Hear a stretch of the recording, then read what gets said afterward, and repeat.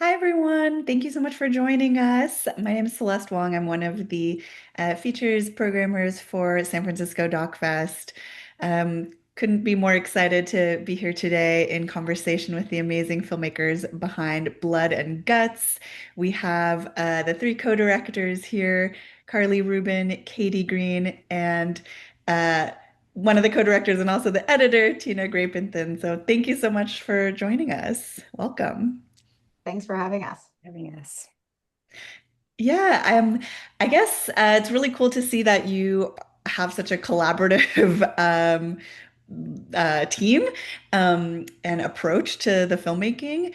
So I wonder if you could just tell us about how you all decided to work together on the specific project. Did one of you have like more of a knowledge of the Addams family and kind of pitch the idea, or how did you come up with this concept? I'll take that one. I came across the article actually in 2021, so it was kind of like right in the midst of COVID. Production was largely at a standstill, and I immediately sent the article to Katie and was like, "This is a film. We have to do this." And we ended up grabbing coffee with them. We reached out to them first, and they luckily were up for meeting, and just we got along pretty immediately. And Tina has been working with us for over 10 years now, actually. She's cut all of our films, and we don't want anyone else. And yeah, I mean, I think we just like roped her in, but I think she was all in anyway. And yeah, I think because like Tina said, it was such a independent film that, it ended up really just being carried on the three of our backs.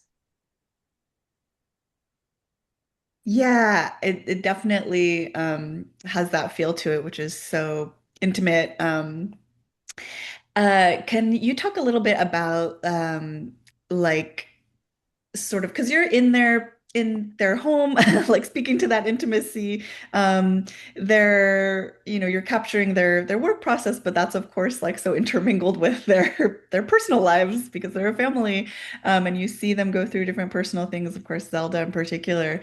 Can you talk about just kind of building that trust, and that intimacy with them, how you kind of made sure everyone was like comfortable being that open?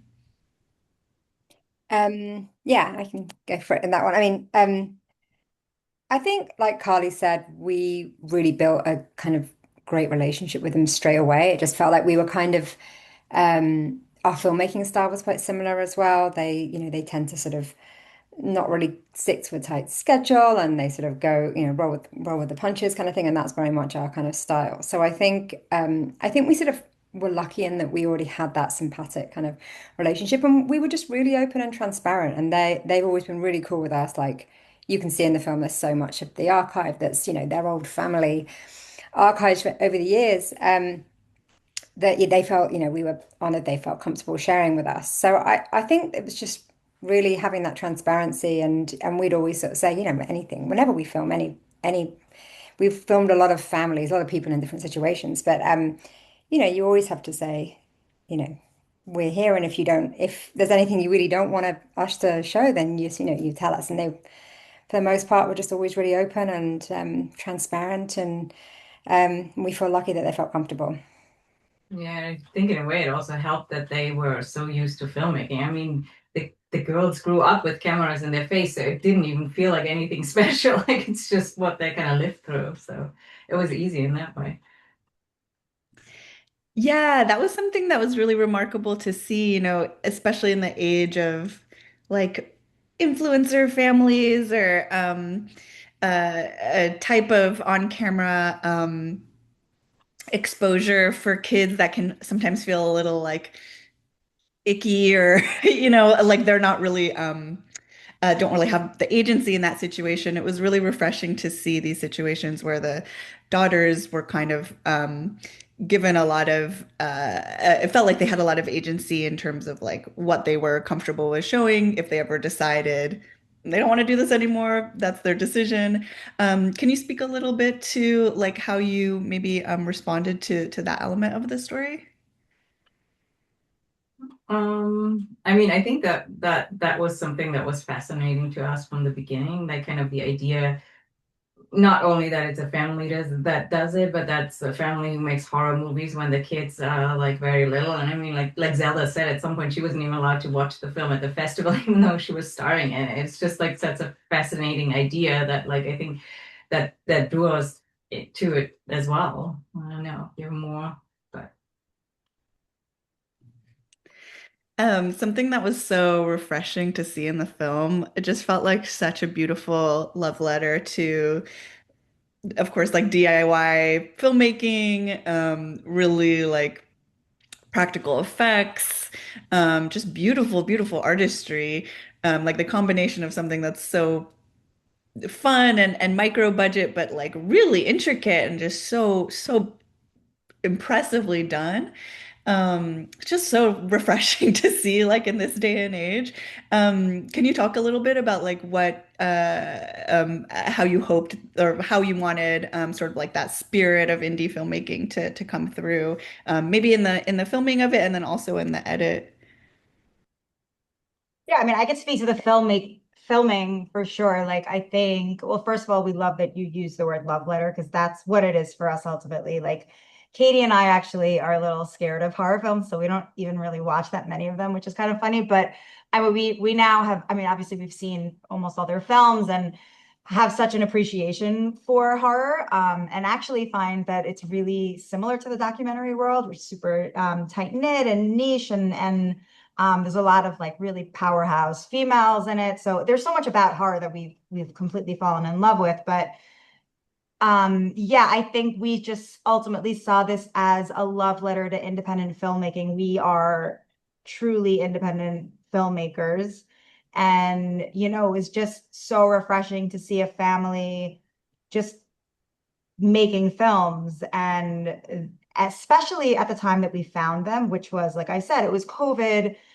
There were so many unknowns that it just to watch them kind of just get out there, like it was literally their backyard that they just would walk into and shoot, and they weren't waiting for permission. And you know, so much of documentaries is sometimes waiting, and we've gotten pretty good at just not just waiting around, you know, or else we'd never get anything done. But you know, kind of like what Katie was saying, there was this um you know, we saw a lot of how they work and how we work, and also how they work, how we want to work. So it was just inspiring to film that. But it was just, they are just salt of the earth, so cool, talented, fun to be with, fun to film, easy to film, and it made our job easy.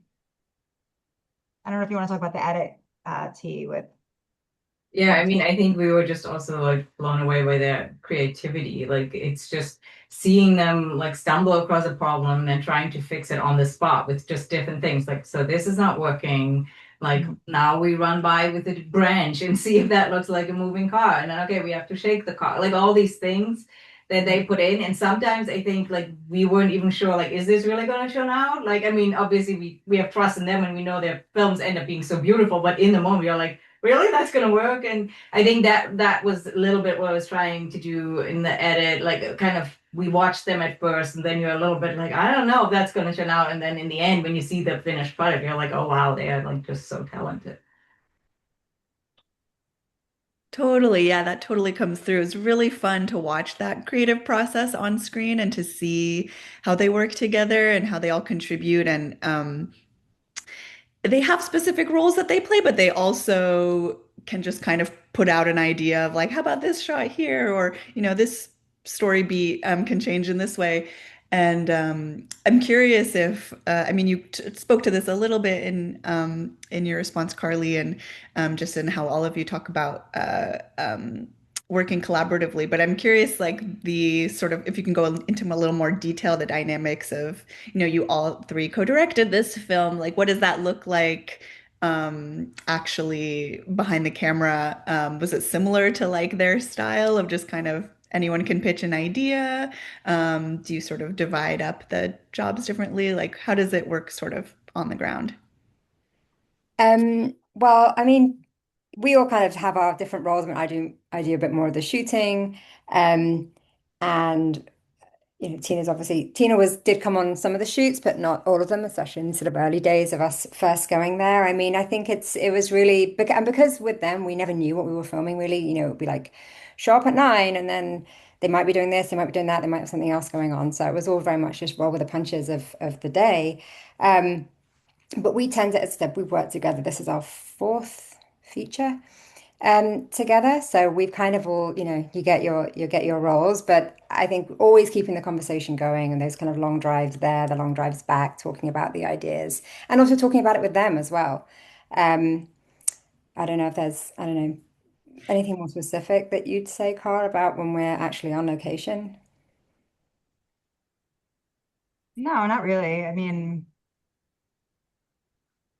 no, I mean, nothing's coming to mind right now, but yeah, I think we are super collaborative in how we work. So it's never like, oh, Katie and I are the directors and Tina's the editor. And we like to kind of play outside the lines a little bit, which is very much how they work too. So, and that those lines really got blurred on this film, just between the three of us, really. So, and it was great.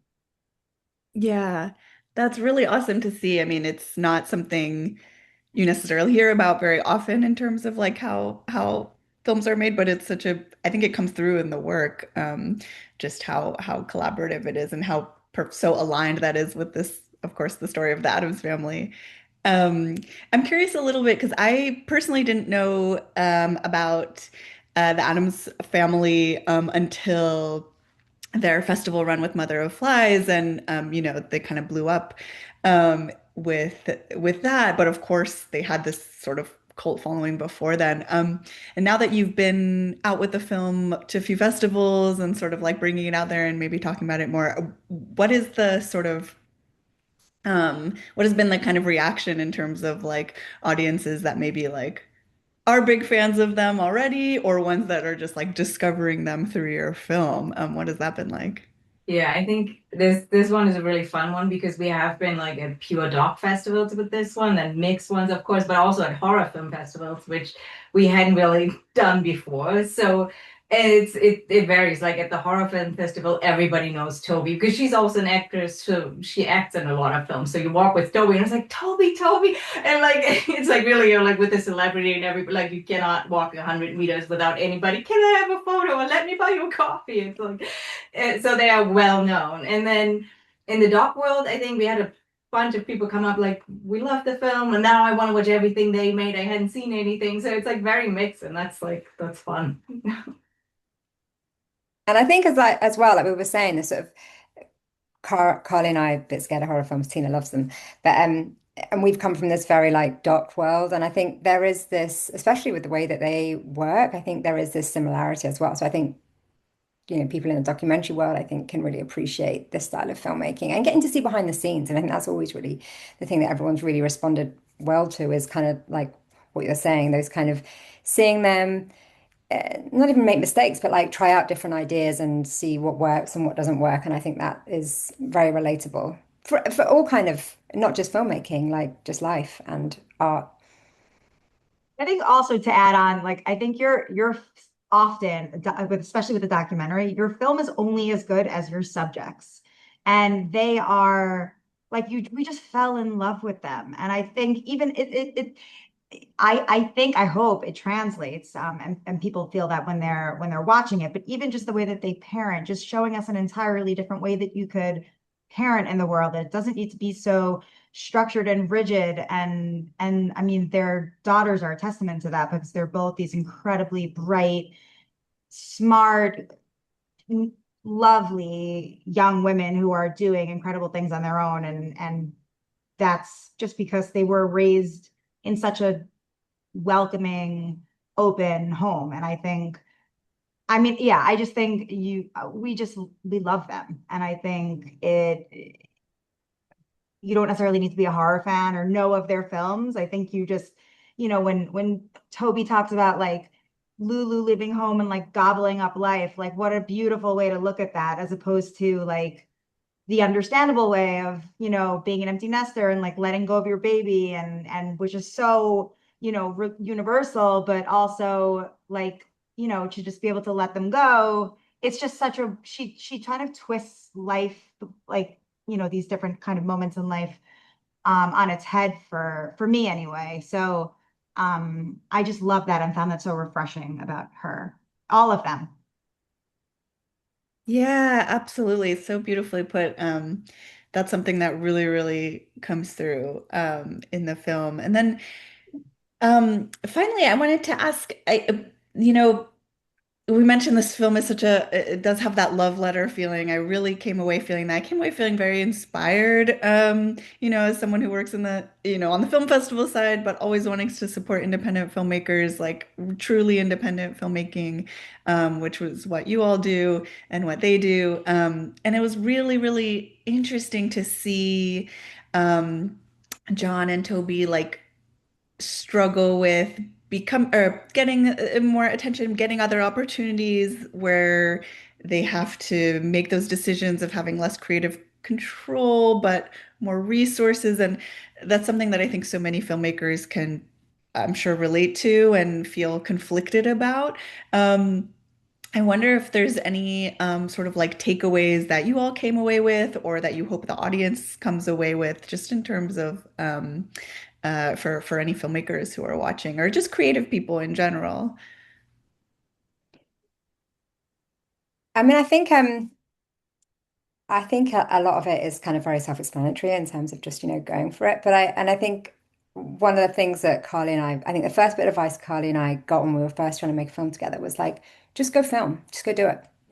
And you'll figure out if you have a film, you'll figure out what you have. And I think what's so cool about them is I think they just go for it. And they, even with like, you see in Fairy, where they kind of start making this film and halfway through they're like, actually, what are we doing? This doesn't feel right. But like, follow your heart, and if something feels interesting to you, go for it. And have trust your instinct that if something doesn't feel right and needs redirecting, then do that too, and be brave with your choices in that way. So I mean, I hope that that's something, whether you're a filmmaker or whatever, whatever it is, just kind of being brave and sort of being up for doing things differently. Because I think that's the one thing. They don't follow the lines, they don't stay within the lines. And I think it's always really cool to see people do that and win.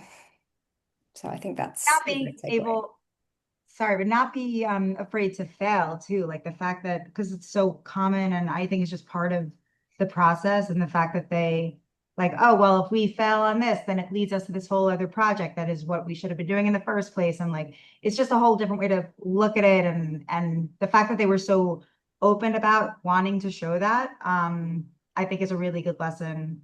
Um, yeah, I mean, you got to show the failures. Thank you. That's a beautiful note to end on. I truly love this film so much, and I know our audience is at home watching really appreciate this. So thank you so much for sharing it with us, and thanks everyone at home for watching. Thank you. Thank you. Yeah.